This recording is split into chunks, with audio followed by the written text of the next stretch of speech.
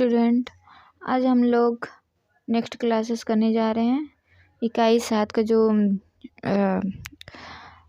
Chapter छूटे हुए थे उनको आज कंप्लीट करने जा रहे हैं। टॉपिक है खरपतवार नियंत्रण। खरपतवार का नियंत्रण निराई गुड़ाई करके किया जाता है।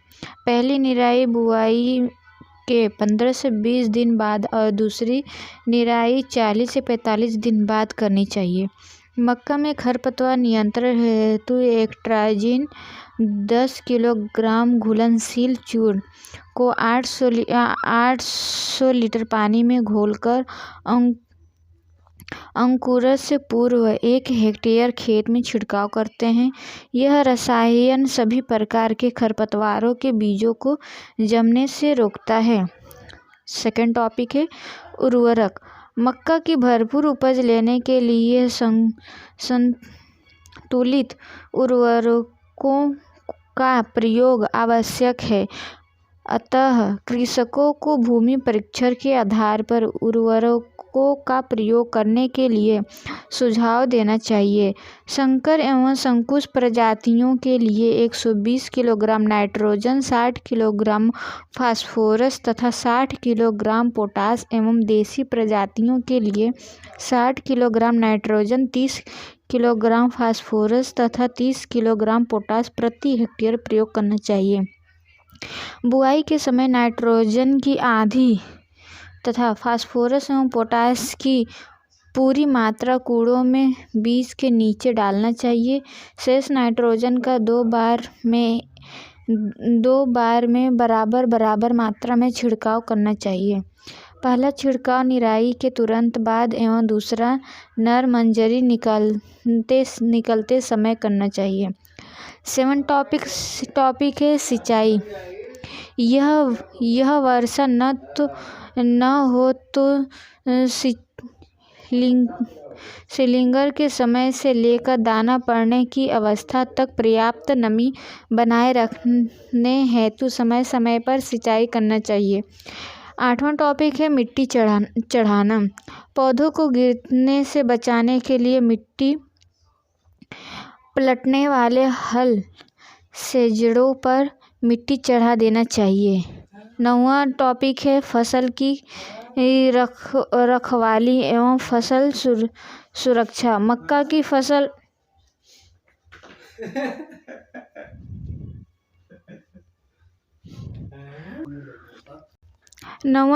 फसल की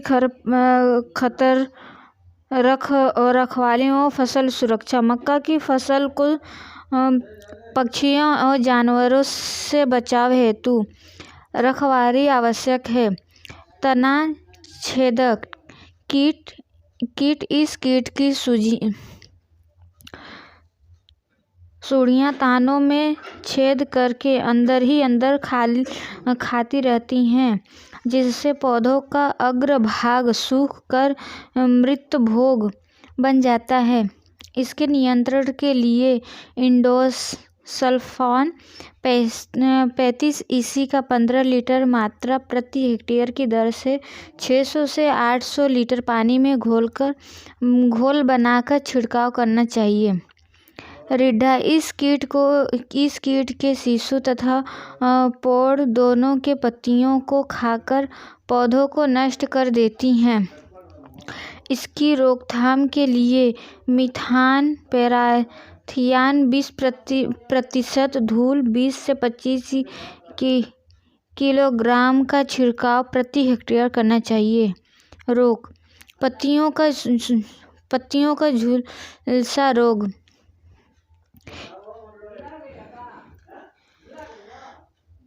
इस रोग में पत्तियों पर बड़े बड़े लंबे अथवा कुछ अंडाकार भूरे रंग के धब्बे पड़ जाते हैं। अधिक प्रकोप होने पर पत्तियां झुलस कर सूख जाती हैं। इसके उपाय हेतु 20 से 25 किलोग्राम इंडोफिल एवं 35 को 800 से 1000 लीटर पानी में घोलकर प्रति हेक्टेयर 2 से 3 छिड़काव करना चाहिए। तना सड़ना यह रोग अधिक वर्षा वाले क्षेत्रों में लगता है। पौधों के पौरों में सड़न होने लगती है और पत्तियां पीली पड़कर सूख जाती हैं। इस रोग का प्रभाव दिखाई देने पर 15 ग्राम स्टेरोसाइक्लिन को 1000 लीटर पानी में घोलकर छिड़काव करने से रोग को नियंत्रण किया जा सकता है। अरहर की खेती हमारे देश में दलहन फसलों में चने के बाद अरहर का दूसरा स्थान है। यह फसल अकेली तथा दूसरी फसलों के साथ मिलाकर बोई जाती है। ज्वार, बाजरा, मक्का और अरहर के साथ मिलाकर बोई जाने वाली प्रमुख फसलें हैं। अरहर की फसल उगाने से भूमि की उपजाऊ शक्ति बनी रहती है। अरहर के पौधों की जड़ों में नाइट्रोजन को एकत्रित करने वाले जीवाणु पाए जाते हैं जो वायुमंडल की नाइट्रोजन को भूमि में संचित करते हैं। अरहर का उपयोग दाल के रूप में एवं अरहर की चूनी पशुओं को दानों के रूप में खिलाई जाती है तथा इसकी लकड़ी का उपयोग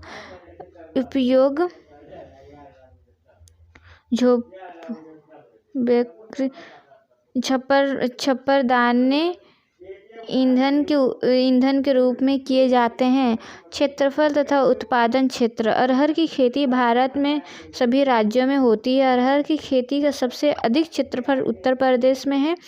इसके बाद महाराष्ट्र, मध्य प्रदेश, कर्नाटक आदि राज्य में है। उत्तर प्रदेश में हमीरपुर जिले में अरहर की खेती सबसे अधिक क्षेत्रफल में होती है। इसके बाद क्रमशः बांदा, इलाहाबाद, कानपुर, आगरा इत्यादि जिलों का नंबर आता है। जलवायु। अरहर की फसल नम तथा शुष्क दोनों प्रकार की जलवायु में उगाई जाती है। पौधों की वनस्पति वृद्धि के समय नम तथा गर्म जलवायु उपयुक्त होती है। फूल आने के समय तथा फली पकते समय तेज धूप की आवश्यकता होती है। अरहर की उन्नत खेती निम्नलिखित ढंग से की जाती है। भूमि। अरहर की खेती लगभग सभी प्रकार की भूमियों में की जा सकती है, परंतु अच्छे जल निकास वाली उपजाऊ दोमट भूमि उपयुक्त होती है। खेत की तैयारी। खेत की जुताई एक बार मिट्टी पलने वाले हल से तथा 2 से 3 बार देसी हल या कल से करनी चाहिए। जुताई के बाद खेत में पानी लगाकर खेत को समतल कर देना चाहिए। उन्नतशील प्रजातियों का चयन। अरहर की उन्नतशील प्रजातियां निम्नलिखित है।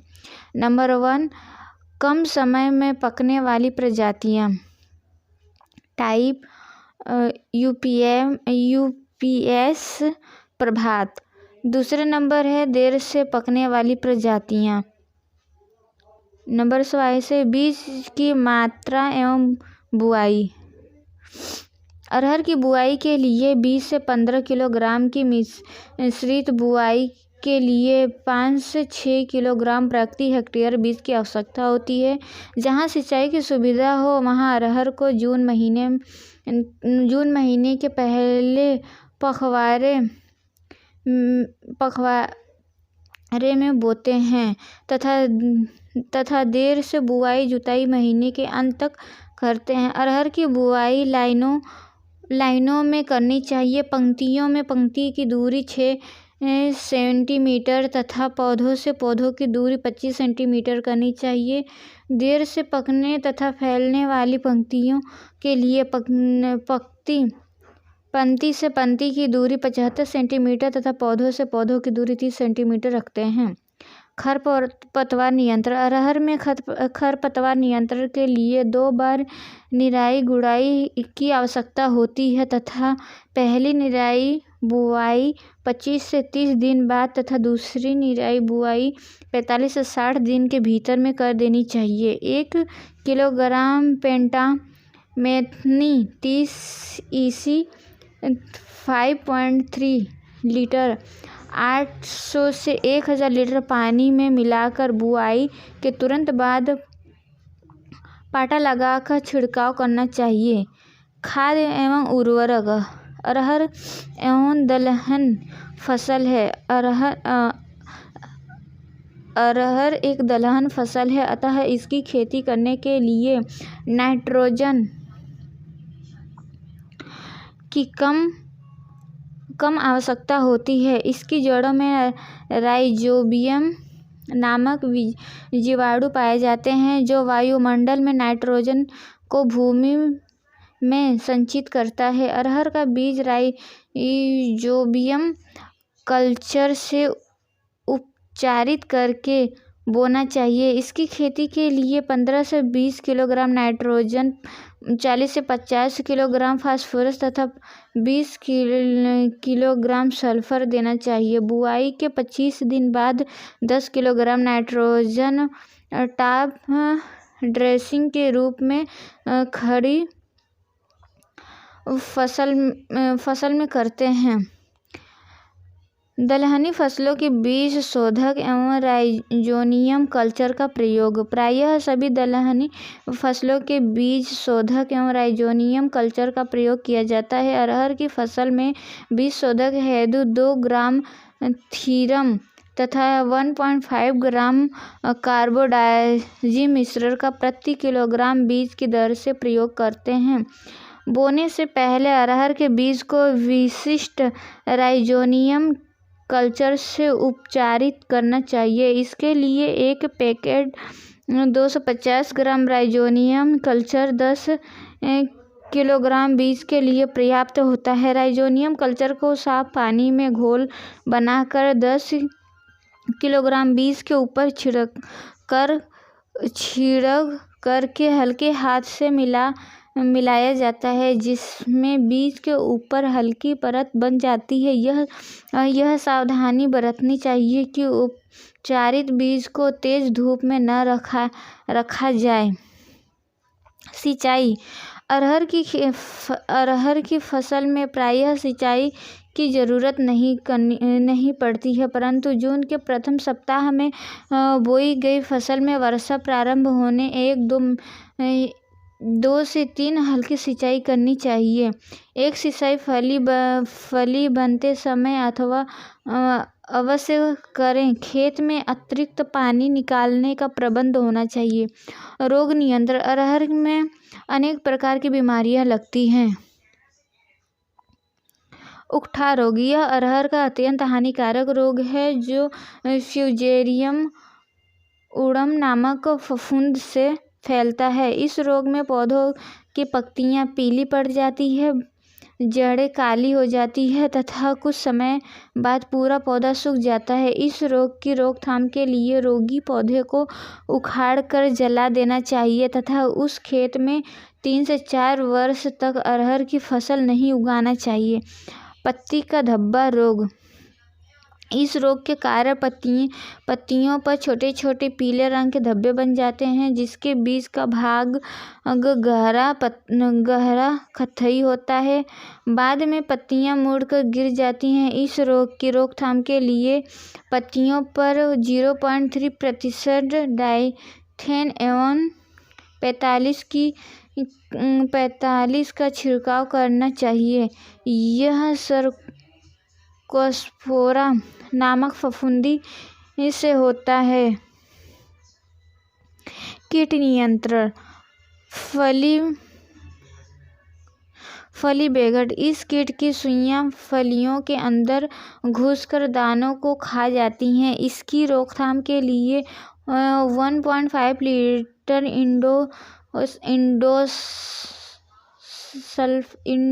इंडोसल्फान 35 EC को 1000 लीटर पानी में घोलकर प्रति हेक्टेयर की दर से 2 बार छिड़काव करना चाहिए। पत्ती लपेटने वाला कीट।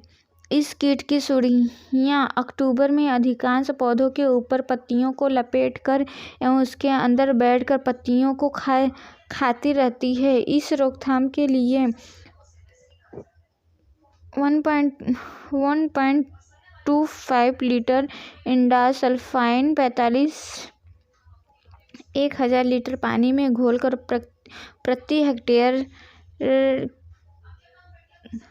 से छिड़काव करना चाहिए, या मिथाइल पैराथियान 2 धूल का 25 किलोग्राम प्रति हेक्टेयर की दर से छिड़काव करके भी इस कीट का आसानी से नियंत्रण किया जा सकता है। अरहर की फली मक्खी, यह फली के अंदर दाने को खाकर हानि पहुंचाती है। रोकथाम के लिए फूल आते समय मोनोकोटोफास 35 EC का 1.0 लीटर प्रति हेक्टेयर की दर से 800 से 1000 लीटर पानी में घोल बनाकर छिड़काव करना चाहिए। कटाई, मड़ाई तथा भंडारण, अरहर की अगेठी प्रजातियां अक्टूबर के अंत में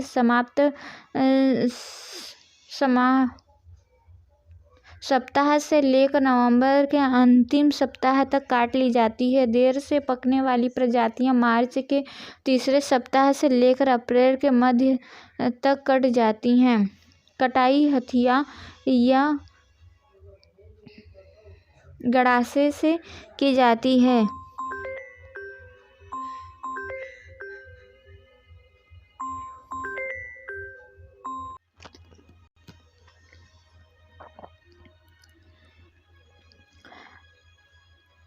कटाई हंसिया या गड़ासा से की जाती है। कटाई के बाद लगभग 1 सप्ताह तक उसे खलिहान में धूप में सूखने के लिए छोड़ देना चाहिए। डंडों से पीटकर दानों को अलग कर देना चाहिए तथा 1 सप्ताह तक धूप में सूखने के बाद उसे भंडार गृह में रख देना चाहिए। उपज, अरहर के दानों की उपज लगभग 20 से 25 क्विंटल प्रति हेक्टेयर तथा लकड़ी 40 से 50 क्विंटल प्रति हेक्टेयर प्राप्त होती है। गेहूं की खेती,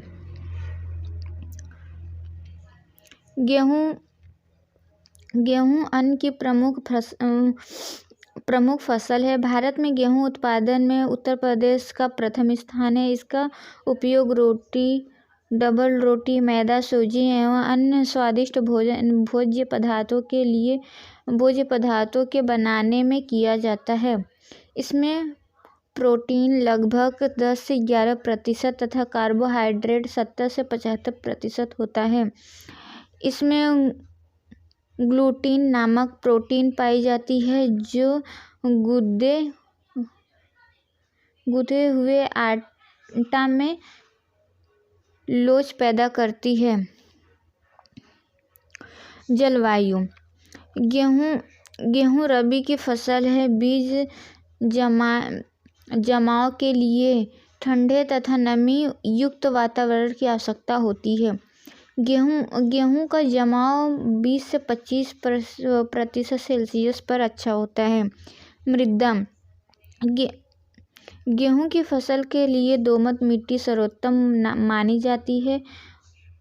बलुई दोमट या चिकनी दोमट मिट्टी में भी गेहूं की अच्छी उपज ली जा सकती है। फसल के लिए भूमि समतल होना चाहिए। खेत की तैयारी, खरीफ की फसल के बाद एक जुताई मिट्टी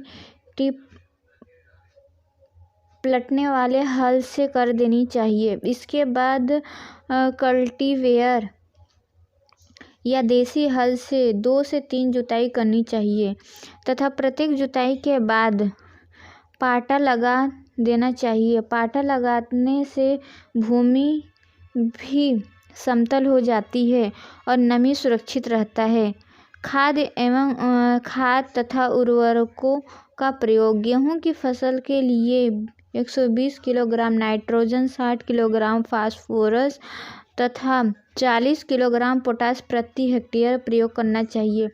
फास्फोरस तथा पोटास की संपूर्ण मात्रा और नाइट्रोजन की आधी मात्रा बुआई के समय बीज के साथ 5 सेमी गहराई पर देना चाहिए तथा शेष नाइट्रोजन को 2 भागों में बांटकर कल्ले निकलते समय तथा बलियां बनते समय देना चाहिए। नाइट्रोजन उर्वरकों को प्रायः शाम के समय खरीफ फसल में दिया जाता है। सिंचाई के पश्चात खेती में पैर रखने पर जब हल्का निशान पड़े तो उर्वरक देने का सही समय होता है। गेहूं की प्रजातियां पश्चिमी मैदानी क्षेत्र के लिए PDW 347 HD 2687 WH 542 पूर्वी एवं मध्य क्षेत्र के लिए वैशाली मालवीय 206 UP 2338 तथा बुंदेलखंड क्षेत्र के लिए कंचन देवा सोनाली तथा HD 2236 आदि प्रजातियां संस्तुत की गई है। बीज और बुआई। सामान्यतः गेहूं की फसल के लिए 100 किलोग्राम बीज की मात्रा प्रति हेक्टेयर पर्याप्त होती है। देर से बुआई करनी हो तो 125 किलोग्राम डीबल द्वारा 20 से 25 किलोग्राम बीज प्रति हेक्टेयर की आवश्यकता होती है। 7वां है बीज उपचार। गेहूं के 100 किलोग्राम बीज को 250 किलोग्राम वाइटावैक्स या थीरम से उपचारित कर देना चाहिए, जिससे अधिकांश बीमारियों का रोकथाम हो जाती है। बुआई का ढंग। बीज की बुआई देसी हल, डिबल तथा सीड्रिल इत्यादि से की जाती है। पंक्ति से पंक्ति की दूरी 20 से 25 सेंटीमीटर रखनी चाहिए तथा बीज को 4 से 5 सेंटी की गहराई में बोना चाहिए। सिंचाई। सामान्यतः गेहूं में 5 से 6 बार सिंचाई की आवश्यकता होती है। पहली सिंचाई गेहूं बोने के 20 से 25 दिन बाद करनी चाहिए। यह महत्वपूर्ण सिंचाई है। इसके बाद आवश्यकता अनुसार सिंचाई करते रहना चाहिए। अंतिम सिंचाई से पहले वाली सिंचाई दूधिया अवस्था में करना चाहिए। अंत में हल्की सिंचाई दाना पकते समय रात में करनी चाहिए। 10वां खरपतवार नियंत्रण। गेहूं में बुआई हिरनखुरी, पियाजी, कृष्णा नील आदि खरपतवार उगते हैं। इसके नियंत्रण के लिए 2,4-D की 500 ग्राम मात्रा 7 लीटर पानी में घोलकर बुआई के 35 दिन बाद छिड़काव कर देना चाहिए। गेहूं जई जैसे सकरी पत्ती वाले खरपतवारों का नियंत्रण आइसोप्रोक्यूराइन 11.5 किलोग्राम एल्कलाइड्स अवयव को 700 लीटर पानी में घोलकर छिड़काव कर देना चाहिए। बीमारियां। गेहूं में निम्नलिखित बीमारियां लगती हैं। गेरुई या कीट, गेहूं का कटुआ रोग, कीड़े मकोड़े, चूहे।